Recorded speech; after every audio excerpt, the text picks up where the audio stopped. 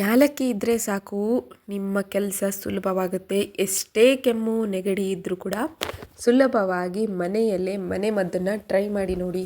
ಅತಿ ಸುಲಭವಾಗಿ ಈಸಿಯಾಗಿ ನೀವು ನಿಮ್ಮ ಎದೆಯಲ್ಲಿರುವ ಕಫ, ಕೆಮ್ಮು, ನೆಗಡಿ ಹಾಗೆ ಗಂಟ್ಲು ಕೆರೆತ ಎಲ್ಲವೂ ಕೂಡ ಮಾಯವಾಗುತ್ತೆ. ಇತ್ತೀಚಿನ ದಿನಗಳಲ್ಲಿ ಹೆಚ್ಚಾಗಿ ಈ ನೆಗಡಿ ಮತ್ತು ಕೆಮ್ಮು ತುಂಬ ಆಗಿಬಿಟ್ಟಿದೆ. ಈ ಚಳಿಗಾಲಕ್ಕಂತೂ ನಿಮಗೆಲ್ಲ ಗೊತ್ತಿರೋ ಹಾಗೆ ಸುಮ್ಮನೆ ಮನೇಲಿ ಕುಂತರೂ ಕೂಡ ವೈರಲ್ ಆಗೋದಾಗ್ಬಿಟ್ಟಿದೆ. ಅದರಲ್ಲೂ ಡ್ಯೂಟಿಗೆ ಮಕ್ಕಳು ಸ್ಕೂಲಿಗೆಲ್ಲ ಹೋಗಿರ್ತಾರೆ ಅಂಥವ್ರಿಗಂತೂ ಸಣ್ಣ ಸಣ್ಣ ಮಕ್ಕಳಿಂದನೇ ವೈರಲ್ ಆಗಿ ಇನ್ಫೆಕ್ಷನ್ ಆಗೋ ಚಾನ್ಸಸ್ ಜಾಸ್ತಿ ಇರುತ್ತೆ. ಕೆಮ್ಮು ನೆಗಡಿ ಎಲ್ಲ ಕೂಡ ಜಾಸ್ತಿ ಆಗುತ್ತೆ. ಹಾಗಾಗಿ ಮನೆಯಲ್ಲಿ ನೀವು ಹೆಚ್ಚಾಗಿ ಟಾನಿಕ್ನ ಸಿರಪ್ಗಳನ್ನ ಹಾಕೋಕ್ಕಾಗೋದಿಲ್ಲ.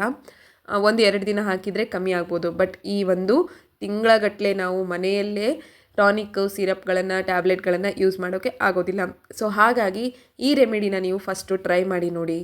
ದಿನನಿತ್ಯದಲ್ಲಿ ಇದನ್ನು ನೀವು ವಾರಕ್ಕೆ 2 ಸತಿ ಅಥವಾ 3 ಸತಿ ಕೊಟ್ಟರು ನಡೆಯುತ್ತೆ. ಅಥವಾ ಒಂದು 5 ವರ್ಷದ ಮೇಲ್ಗಡೆ ಇರುವ ಮಕ್ಕಳಿದ್ದರೆ ಅವರಿಗೆ ನೀವು ಡೈಲಿ 1 ಟೈಮ್ ಕೊಟ್ಟರು ಕೂಡ ಸಾಕಾಗುತ್ತೆ ಸ್ನೇಹಿತರೆ. ಒಂದು ಸತಿ ಇದನ್ನು ಟ್ರೈ ಮಾಡಿ ನೋಡಿ. ಫಸ್ಟು ನಾನಿಲ್ಲಿ ಹಸಿ ಶುಂಠಿ ಮತ್ತು ಏಲಕ್ಕಿನ ತೊಗೊಂಡಿದ್ದೀನಿ. ಏಲಕ್ಕಿ ಏನಿದೆ ಒಂದು 4 ಸಾಕಾಗುತ್ತೆ. 4 ಏಲಕ್ಕಿನ ತೆಗೆದು ಪಕ್ಕದಲ್ಲಿ ಇಟ್ಕೊಳ್ಳಿ. ನೆಕ್ಸ್ಟ್ ಬಂದುಬಿಟ್ಟು ಹಸಿ ಶುಂಠಿನ ತೊಗೊಂಡಿದ್ದೀನಿ. ಮೇಲ್ಗಡೆ ಭಾಗ ಎಲ್ಲ ಹಸಿ ಶುಂಠಿನ ತೆಗೆದುಬಿಟ್ಟು ಒಂದು ಸತಿ ನೀಟಾಗಿ ತೊಳೆದಿಟ್ಕೊಳ್ಳಿ. ಯಾಕಂದರೆ ನಾವು ಇದನ್ನು ಮಕ್ಕಳಿಗಾಗಿರ್ಬೋದು ಅಥವಾ ವಯಸ್ಸಾದವ್ರಿಗೆ ಯಾರಿಗಾದ್ರೂ ಕುಡಿಸೋದಿದ್ರೆ ನಾವು ಇದರಲ್ಲಿ ಇರುವಂಥ ಮಣ್ಣೇನಿದೆ ಮಕ್ಕಳಿಗೆ ಹೋಗಬಾರ್ದು ಅನ್ನೋ ರೀಸನ್ಗೆ ಇದನ್ನು ನೀಟಾಗಿ ತೊಳಿಬೇಕಾಗುತ್ತೆ. ಒಂದು ಸತಿ ಹಸಿ ಶುಂಠಿನ ಮೇಲ್ಗಡೆ ಭಾಗ ಎಲ್ಲ ನೀಟಾಗಿ ತೊಳೆದ್ಬಿಟ್ಟು ಸ್ಕಿನ್ನೆಲ್ಲ ತೆಗೆದ್ಮೇಲೆ ಒಂದು ಸೈಡಿಗೆ ಪಕ್ಕದಲ್ಲಿ ಮಾಡಿ ಇಟ್ಕೊಂಡ್ಬೇಡಿ. ಈಗ ನೋಡಿ ತುರಿದಿದ್ದೀನಲ್ವ, ತುರಿದಿರೋದನ್ನು ಒಂದು ಕಡೆ ಸೈಡಿಗೆ ಇಟ್ಕೊತಾ ಇದ್ದೀನಿ. ನೆಕ್ಸ್ಟ್ ಬಂದುಬಿಟ್ಟು ನಾನೀಗ ಇದರಲ್ಲಿ ಮೇನ್ ಇಂಗ್ರೀಡಿಯೆಂಟ್ ಏನಪ್ಪ ಅಂದರೆ ಕರಿಮೆಣಸು. ನಿಮಗೆ ಬೇಕಾದರೆ ಕರಿಮೆಣಸಿನ ರಸ ಮಾಡ್ಕೊಂಡು ಕುಡಿಬೋದು, ಮತ್ತು ಇಲ್ಲ ಅಂತಂದರೆ ಕರಿಮೆಣಸಿನ ಹಾಕಿ ನೀವು ಅಡುಗೆ ಮಾಡ್ಕೋಬೋದು. ಯಾಕಂತಂದರೆ ಈ ಒಂದು ಚಳಿಗಾಲಕ್ಕೆ ಹೆಚ್ಚಾಗಿ ನಾವು ನೆಗಡಿ, ಕೆಮ್ಮು, ಶೀತ ಎಲ್ಲ ಕಮ್ಮಿ ಆಗಬೇಕು ಅನ್ನೋದಕ್ಕೋಸ್ಕರ ನಾವು ಕರಿಮೆಣಸನ್ನು ಯೂಸ್ ಮಾಡ್ತಿರ್ತೀವಿ. ಕರಿಮೆಣಸಿನಿದೆ ಒಂದು ಒಳ್ಳೆಯ ಆರೋಗ್ಯಕ್ಕೆ ಉತ್ತಮ, ಮತ್ತು ಇದರಿಂದ ಬಾಡಿ ಹೀಟ್ ಇರುತ್ತೆ. ಹಾಗಾಗಿ ಕರಿಮೆಣಸನ್ನು ತೊಗೊತಾ ಇದ್ದೀನಿ. ನೆಕ್ಸ್ಟ್ ಬಂದುಬಿಟ್ಟು ಅಜ್ವೈನ ತೊಗೊತಾ ಇದ್ದೀನಿ. ಅಜ್ವೈನ ಅಂದರೆ ಓಂಕಾಳು ಏನಿದೆ ಒಂದು ಒಳ್ಳೆಯ ಡೈಜೆಷನ್ ಆಗುತ್ತೆ. ಹಾಗೆ ಈ ಗಂಟ್ಲು ಕೆರೆತ ಏನಾದರೂ ಜಾಸ್ತಿ ಇತ್ತು ಅಂತಂದರೆ, ಎದೆಯಲ್ಲಿ ಏನಾದರೂ ಕಫ ಕಟ್ಟಿತ್ತಂದರೆ ಕರಗೋಕ್ಕೆ ತುಂಬ ಯೂಸ್ ಆಗುತ್ತೆ. ಹಾಗಾಗಿ ಇದರಲ್ಲಿ ನಾನು ಓಂಕಾಳು ಕೂಡ ಆ್ಯಡ್ ಮಾಡ್ಕೊತಾ ಇದ್ದೀನಿ. ಓಂಕಾಳು ಕೂಡ ಅಷ್ಟೇ ಬಾಡಿನ ತುಂಬ ಹೀಟ್ ಇಡುತ್ತೆ. ಹೀಟ್ ಇಡೋದ್ರಿಂದ ನಮಗೆ ಯಾವುದೇ ರೀತಿಯಾದಂಥ ರೋಗಗಳು ಹತ್ತಿರ ಬರೋದಿಲ್ಲ. ನೆಕ್ಸ್ಟ್ ನೋಡಿ ನಾನೀಗ ಏಲಕ್ಕಿನ ಕುಟ್ಕೊತಾ ಇದ್ದೀನಿ. ಏಲಕ್ಕಿನ ಕುಟ್ಟಿದ ಮೇಲೆ ಏಲಕ್ಕಿ ನೋಡಿ ಸಣ್ಣದಾಗಿ ಕುಟ್ಟಿ ಪುಡಿ ಮಾಡಿ ಇಟ್ಕೊಂಡಿದ್ದೀನಿ. ನೆಕ್ಸ್ಟ್ ಬಂದುಬಿಟ್ಟು ಕರಿಮೆಣಸನ್ನು ತೊಗೊಂಡಿದ್ದೀನಿ. ಕರಿಮೆಣಸು ಕೂಡ ಅಷ್ಟೇ ನೀಟಾಗಿ ಕುಟ್ಟಿ ಪುಡಿ ಮಾಡಿ ಇಟ್ಕೊತಾ ಇದ್ದೀನಿ. ಈಗ ಇವೆರಡು ಕೂಡ ಸಣ್ಣದಾಗಿ ಪುಡಿ ಆದಮೇಲೆ ಇದನ್ನು ಒಂದು ಬೌಲ್ನಲ್ಲಿ ತೆಗೆದಿಟ್ಕೊಳ್ಳೋಣ. ಇದನ್ನು ನೀವು ಒಂದು ಸತಿ ಮಾಡಿಟ್ಕೊಂಡ್ರೆ ಮಿನಿಮಮ್ ಏನಿಲ್ಲ ಅಂದರೂ 3 ದಿನಗಳ ಕಾಲ ನೀವು ಆರಾಮ್ಸೆ ಈ ಪೌಡರಿಂದ ಯೂಸ್ ಮಾಡ್ಕೋಬೋದು. ನೀವು ಕ್ವಾಂಟಿಟಿ ಏನಿದೆ ಜಾಸ್ತಿ ಮಾಡ್ಕೋಬೇಕಾಗುತ್ತೆ. ನಾನು ಇಲ್ಲಿ 1 ದಿನಕ್ಕೆ ಆಗೋಷ್ಟೇ ಯೂಸ್ ಮಾಡ್ತಾಯಿದ್ದೀನಿ, 1 ಟೈಮಿಗೆ ಆಗೋಷ್ಟು. 1 ಟೈಮಿಗೆ ಮಾಡಿದರೂ ಕೂಡ ಒಂದೊಂದು ಸ್ಪೂನನ್ನ ಲೆಕ್ಕ ಹಿಡಿದ್ರೂ ಕೂಡ ಮನೆಯಲ್ಲಿ 3ರಿಂದ 4 ಜನ ಸದಸ್ಯರಿದ್ದರೆ ಅವರೆಲ್ಲರಿಗೂ ಒಂದೊಂದು ಸ್ಪೂನ್ ಕರೆಕ್ಟ್ ಆಗುತ್ತೆ.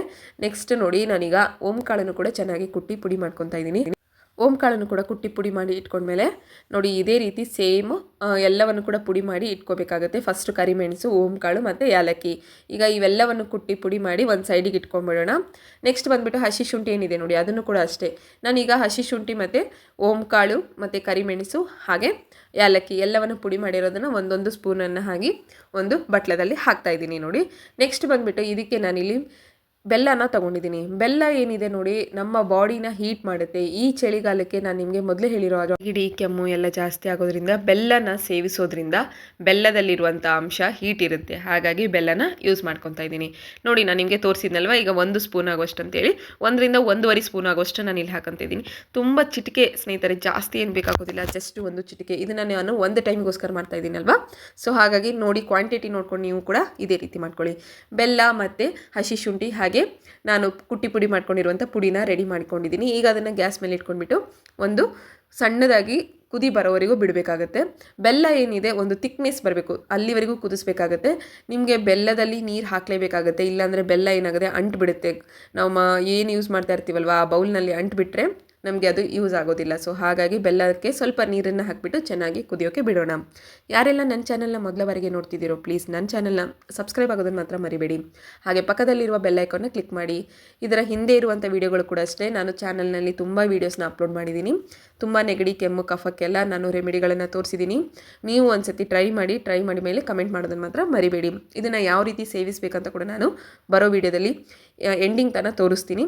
ಸೊ ಹಾಗಾಗಿ ಕಂಪ್ಲೀಟ್ ವೀಡಿಯೋನ ನೋಡಿ ಮರಿಬೇಡಿ. ನೆಕ್ಸ್ಟ್ ನೋಡಿ ಇವಾಗ ಕುದ್ಮೇಲೆ ಈಗ ಇದನ್ನು ಬಂದ್ ಮಾಡ್ಕೋಬೇಕಾಗುತ್ತೆ. ನೋಡಿ ಎಷ್ಟಿತ್ತು ನೀರು, ಇವಾಗ ಎಷ್ಟು ಕಮ್ಮಿ ಆಗಿದೆ ಕ್ವಾಂಟಿಟಿ. ಸೊ ಈ ರೀತಿ ಕುದ್ದಿದ ಮೇಲೆ ಇದನ್ನು ತೆಗೆದಿಟ್ಕೊಳ್ಳೋಣ. ನೀವು ಬೇಕಾದ್ರೆ ದೊಡ್ಡವರಿದ್ದರೆ ಇದನ್ನು ಹಾಗೆ ಸೇವಿಸ್ಕೋಬೋದು. ಸಣ್ಣ ಮಕ್ಕಳಿಗೆ ಏನಾದರೂ ಕೊಡೋ ಹಾಗಿದ್ರೆ ಇದನ್ನು ಶೋಧಿಸ್ಕೊಂಡು ಮಾಡ್ಕೊಳ್ಳಿ. ಇಲ್ಲ ಅಂತಂದರೆ ಏನಾಗುತ್ತೆ, ಅವ್ರಿಗೆ ಬಾಯಲ್ಲಿ ಕಸಟ್ ಟೈಪ್ನಲ್ಲಿ ಕುತ್ಕೊಂಡ್ಬಿಡುತ್ತೆ. ಹಾಗಾಗಿ ನಾನು ಇದನ್ನು ಶೋಧಿಸ್ಕೊತಾ ಇದ್ದೀನಿ. ಒಂದು ಚಹಾ ಕುಡಿಯೋ ಕಪ್ ಇರುತ್ತಲ್ವ, ಅದನ್ನು ತಗೊಳ್ಳಿ. ಅದನ್ನು ತೊಗೊಂಡ್ಮೇಲೆ ಅದನ್ನಲ್ಲಿ ಶೋಧಿಸ್ಕೊಂಡ್ಬಿಟ್ರೆ ಸಾಕು. ಇದನ್ನು ನೋಡಿ, ನಾನು ಮೊದಲೇ ಹೇಳಿರೋ ಹಾಗೆ ಇದರಲ್ಲಿರೋ ಎಲ್ಲ ಇಂಗ್ರೀಡಿಯೆಂಟ್ ಏನಿದೆ ತುಂಬ ಅಂದರೆ ತುಂಬ ಪವರ್ಫುಲ್ ಇರುತ್ತೆ. ಹಾಗಾಗಿ ಇದನ್ನು ಇಷ್ಟೇ ಆಗಿದೆ ನೋಡಿ, ಇಷ್ಟೇ. ಇದು 4 ಸ್ಪೂನ್ ಆಗುತ್ತೆ. ಸೊ 4ರಿಂದ 5 ಸ್ಪೂನ್ ಆಗುತ್ತೆ.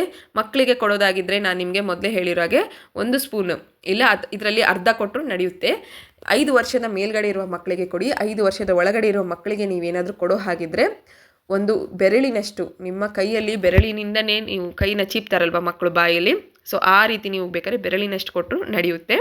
ಹೆಚ್ಚಾಗಿ ನೀವು ಡಾಕ್ಟರ್ಸಿಗೆ ತೋರಿಸ್ಬಿಟ್ಟು ಅವರು ಹೇಳುವಂಥ ಒಂದು ಸಿರಪ್ಗಳನ್ನು ಹಾಕಿ, ಯಾಕಂದರೆ 5 ವರ್ಷದ ಕೆಳಗಡೆ ಇರೋ ಮಕ್ಕಳಿಗೆ ನಮಗೆ ಗೊತ್ತಾಗೋದಿಲ್ಲ. ಹಾಗಾಗಿ ಅದೇ 5 ವರ್ಷದ ಮೇಲ್ಗಡೆ ಇರೋ ಮಕ್ಕಳೇನಿದೆ ಅವರಿಗೆ ಇಮ್ಯುನಿಟಿ ಚೆನ್ನಾಗಿರುತ್ತೆ, ಅವರಿಗೆ ಈ ಒಂದು ಮನೆ ಮದ್ದನ್ನು ತಗೊಳ್ಳೋ ಕೆಪಾಸಿಟಿ ಇರುತ್ತೆ. ನೋಡಿ, ನಾನು ತೋರಿಸ್ತಾ ಇದ್ದೀನಲ್ಲ ಫಿಂಗರು. ಸೊ ಈ ರೀತಿ ಫಿಂಗರ್ ಅಷ್ಟು ನೀವು ಬೇಕಾದ್ರೆ ನಿಮ್ಮ ಮಕ್ಕಳಿದ್ರೆ, ಒಂದು 3 ವರ್ಷದ ಮಕ್ಕಳು 4 ವರ್ಷದ ಮಕ್ಕಳಿದ್ರೆ ಅವರಿಗೆ ನೀವು ಬಾಯಿಂದ ಚೀಪಿಸಿ ಸಾಕು. ಇಷ್ಟೇ ನೋಡಿ, ಈ ರೀತಿ ಒಂದು ಸ್ಪೂನಿನ ಸಹಾಯದಿಂದ ನಿಮ್ಮ ಬೆರಳನ್ನು ತಗೊಂಡು ಬಾಯಿಂದ ಚಿಪ್ಸಿ. ಯಾಕಂತಂದರೆ ಪ್ರತಿ ಸಲ ನಾವು ಸಿರಪ್ ಹಾಕೋಕ್ಕೆ ಆಗೋದಿಲ್ಲ. ಒಂದು ರೆಮಿಡಿ ಏನಿದೆ ಇದನ್ನು ನೀವು ಟ್ರೈ ಮಾಡಿ ನೋಡಿ. ನಾನು ಕೂಡ ಅಷ್ಟೇ, ನನ್ನ ಮಗನಿಗೆ ಕೆಮ್ಮಾಗಿರೋದ್ರಿಂದ